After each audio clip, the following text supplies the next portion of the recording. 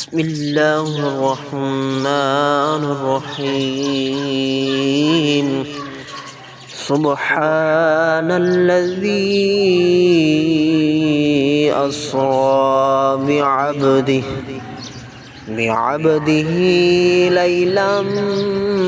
من المسجد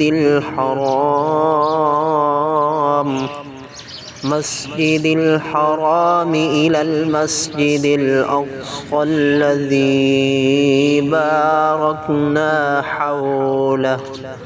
باركنا حوله لنريه من آياتنا إنه هو السميع البصير وآتينا موسى الكتاب وجعلناه هدى لبني إسرائيل